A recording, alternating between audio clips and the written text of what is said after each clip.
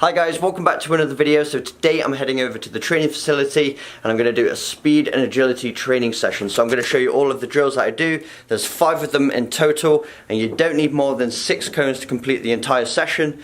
So something to bear in mind when you're working on your speed and agility is that the game of football is not played in one direction. You're going to be changing direction throughout the duration of a match multiple times. And something else is that your muscle fibers, they work differently when you're working in different directions. So when you're sprinting forwards, you've got different muscles working in your legs, different fibers contracting than when you're moving from side to side, when you're backpedaling, when you're moving diagonally. So you need to be training all of these directions so that those muscle fibers can be more explosive, become stronger, and this is where you're going to see improvements in your speed in football. Something else to bear in mind as well, that the races in football, so when you're sprinting, it's usually not over a really long distance. There are a few times where you have to open up and you're sprinting over the full length of the pitch, but the majority of races are actually over just 10 to 20 meters, so it's a lot shorter. So you need to be really explosive over short distances, trying to claw that ground away to get to the ball first. So a lot of these drills are going to really work on that short,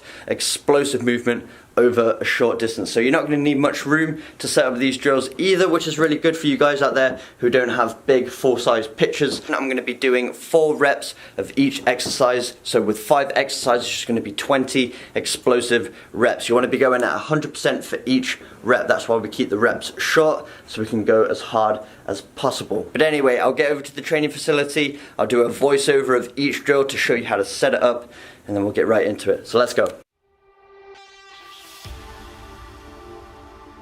Drill number 1 is deceleration shuttles. So this is the course. We place 2 cones down probably about 1 meter apart to form a gate. We take 5 steps in front of that gate to place a single cone, another 5 steps to place another single cone, and then a final 5 steps to place another gate directly opposite the first gate that we put down. So this drill is really going to work on our acceleration and deceleration. So acceleration is speeding up, deceleration is slowing down, and you need to have the ability to do both if you want to be a good footballer.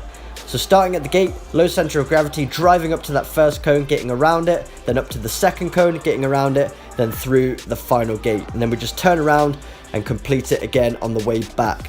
So on the way up, I was going around the cones from left to right, and then on the way back, I'm going around the cones from right to left. So you want to alternate the direction you're going around those cones so you get a balance on both sides. But this is a great drill. Deceleration is such an overlooked part of playing football, but if you have the ability to stop abruptly with or without the ball, you're going to either lose your defender a lot easier if you're able to stop and then go in the opposite direction. It's going to be a lot harder for them to track you, but if you're dribbling as well, it's going to be able to throw defenders off. And also if you're defending, having to keep up with an attacker who's very tricky, who's stopping and starting all the time, if you're lighter on your feet, you're going to be a lot more efficient and effective when tracking them. So as you can see, lots of stuttery short steps when going around those cones.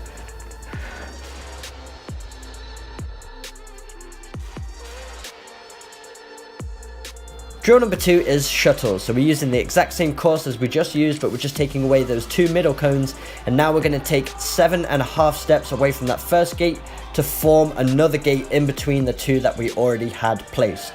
So now we have 3 gates to work with this time, and starting at either of the end gates, we're going to get a nice low center of gravity, accelerate up to that middle gate, turning 180 degrees back to the start, all the way out to the final gate, back to the start one more time, and then accelerating all the way through that third and final gate. So this is really working on that 180 degree turn, which is essential in football because sometimes your team will be on the attack, you'll be driving up the pitch, and suddenly you turn the ball over and you have to get back as quick as you can defensively. So you have to turn 180 degrees and accelerate. So this is really going to work on that, a nice sharp turn and accelerating up as quickly as possible.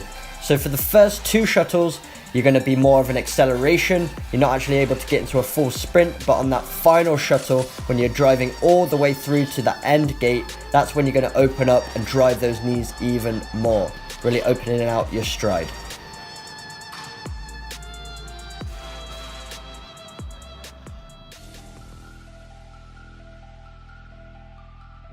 Number 3 is the lateral shuffle. So we place 1 cone down, we take 4 wide steps in front of that first cone, turn 90 degrees, take another 4 steps to place our third cone, 4 more steps directly out in front of that cone to place another one, and then we complete a square by taking another 4 steps, and then we do a final 4 steps to place our final cone, which is our end point or our start point, depending on which side we want to begin from. So then, starting at either side, we're going to drive up to that first cone, then lower our center of gravity even more, so you can see I really drop down to move into a lateral shuffle. And then you're going to shuffle sideways, so you've really got to be light on your feet, clawing that ground away sideways, up again, and then you're lateral shuffling the opposite direction as well. So you get an even amount of work both to the right side and the left side, because you're loading one leg more than the other when you do a lateral shuffle. So when you're pushing off to the left, you're really loading that right leg because that's clawing the ground away. And then when pushing off to the right, you're really loading the left leg.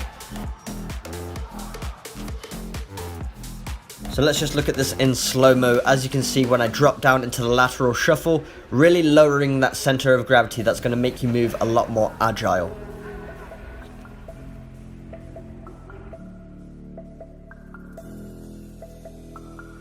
Number 4 is crosshairs. So this is how we set it up. We place one cone down, we take 5 steps to place a center cone, we turn 90 degrees to the right, take 5 more steps to place a third cone, then we return back to the middle, all the way out to the other side, another 5 steps from the middle cone to place a fourth, back to the middle one more time, turning left 90 degrees this time to place our 5th and final cone.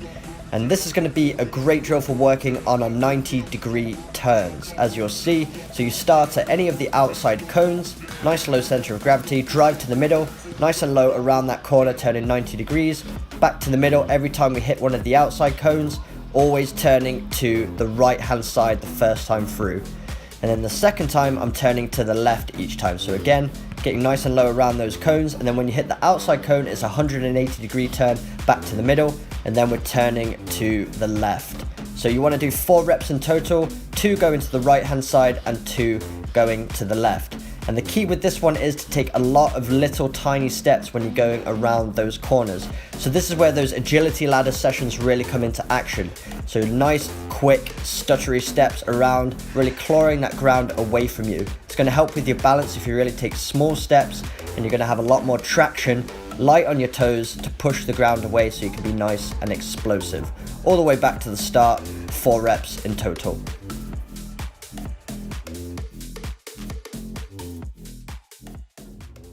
Number 5 is the diagonal square. So what we're going to do is take those outside cones that we were just using for the crosshairs drill and walk 5 steps forward with them to place them down, and it's going to form a perfect square eventually around that center cone.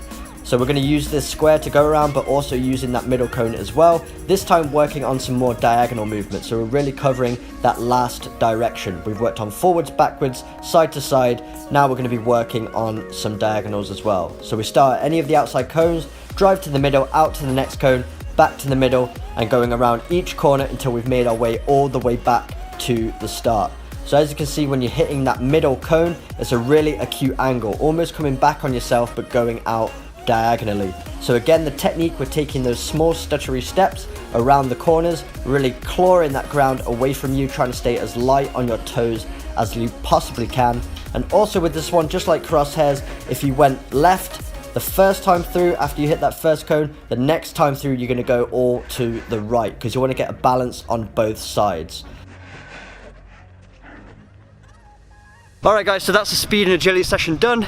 Just did 4 reps of each one, and as you can see, absolutely knackered. Very short, sharp and explosive work, but very applicable to the game of football. We covered every direction you could possibly go.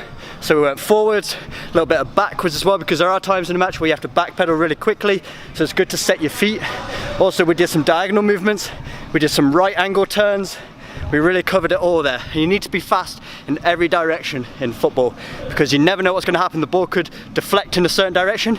You need to be able to change direction at top speed to get to the ball first. So make sure you're working on these types of drills, combine them with your strength training, combine them with the fast footwork stuff that we did last week, and you will see huge improvements on the pitch. As you can see, didn't need much room, only need 5 cones or other objects you have lying around the house to set up every one of the courses. I know this type of training isn't exciting as some of the skills that we do. I know a lot of you want to see skill moves and shots and things like that, but you have to work on this stuff as well. I would much rather come out here and just work on skills, just work on shots, but I know I'm not going to be a complete player on the pitch if I only do technical work. Even though it's a lot more enjoyable, you have to do the gritty stuff as well if you want to excel and advance onto the next level. So I know this isn't as entertaining, but I want to show you everything. I want you guys to be complete players, and this kind of stuff is going to boost your game. So make sure you give these training sessions a go. And if you did enjoy today's video, make sure you smash that like button, hit the subscribe button for weekly training videos, and I will see you guys in my next video.